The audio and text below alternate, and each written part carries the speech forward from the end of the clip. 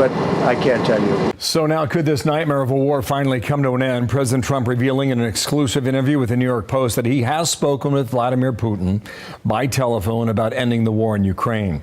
Jack Keane, retired four-star general. General, good morning to you. You have been our guidepost throughout this entire war. Welcome back here on this Monday morning. To Miranda Devine, New York Post, he said, I hope it's fast. Every day people are dying. This war is so bad in Ukraine. I want to end this damn thing, end quote. Semaphore reports this morning that Keith Kellogg, the general, has apparently said that he will give 3 options to the president by the end of this week on what could possibly happen with the war. How do you see it? How do we end it? Can we do it? Well, certainly to end it, obviously the two parties got to want to end it. I know for a fact that Ukraine wants to end this war, so do their people, and they've actually made some concessions to accommodate that. In other words, they're willing to give up territory to Russia, the territory that they're currently occupying. Russia doesn't want to enter into negotiations right now. I think he will continue to talk to the president, maybe even meet with the president, because it gives Putin significant legitimacy to be dealing with the world's #1 superpower. Putin is far from that status, to be sure. But Putin is going to play tough and likely will want some concessions just to go into negotiations. And I think we all have to know and recognize, I know the president knows it, that a ceasefire and some kind of agreement would just be a temporary pause in Putin's mind to returning to his aspirations to take control of Ukraine at some point.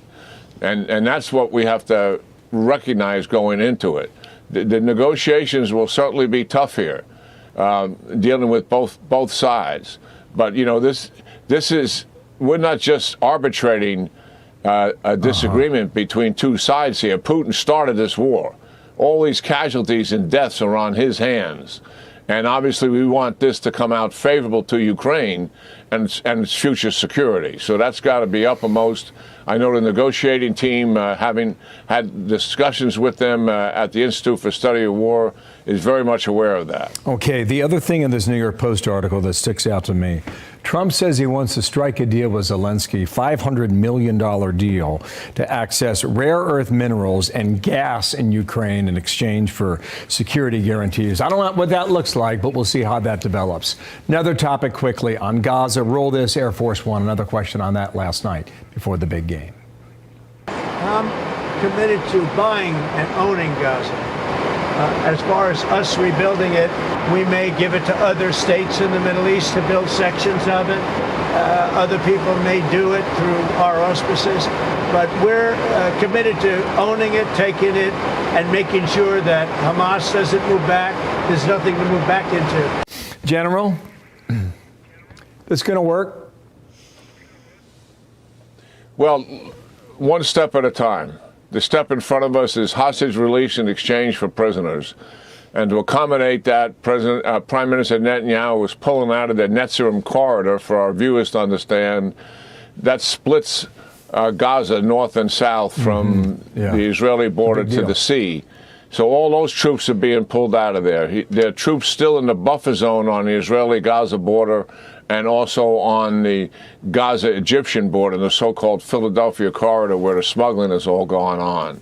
But that's a step in that direction to facilitate the release of more hostages. But we're on a collision course here. And the reason is Israel, at the end of the day, cannot leave Hamas in charge of Gaza and thousands of fighters still in place to reattack again. And the other side, Hamas, is not going to give up that governance without a forcibly happening to them, and they're certainly not going to disarm on their own. These are the end states of the second phase of the operation, which obviously are opposed to each other quite dramatically. Okay. General, we'll take your advice again, step at a time. Good to see you. Jack Keane, thank you, sir, for coming on today. Thanks. Yeah, great talking to you.